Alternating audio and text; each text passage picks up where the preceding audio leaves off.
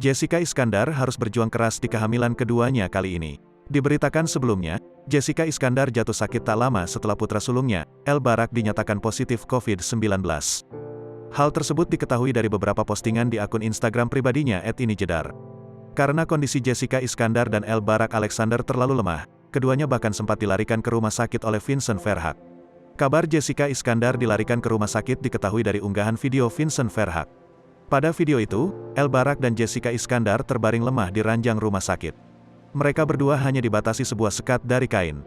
Namun, keduanya sama-sama memakai selang infus di tangan. Bahkan, Jedar juga tampak memakai selang oksigen di hidungnya. Get well soon sayangku dan jagoanku @inijedar, tulis Vincent di akun Instagramnya @v.andrianto. Beberapa hari dirawat di rumah sakit, Jessica Iskandar dan El Barak Alexander diizinkan untuk pulang ke rumah. Walaupun pulang ke rumah, ternyata kondisi Jessica Iskandar belum juga pulih. Terbaru kondisi Jessica Iskandar yang sedang hamil besar terlihat hanya bisa tidur di atas kasur dengan selang oksigen yang terpasang di hidungnya. Dalam postingan itu Jessica Iskandar menuliskan bahwa dirinya sudah lelah dengan sakit yang diderita. Ia pun berdoa agar dirinya cepat sembuh dari penyakit yang dideritanya.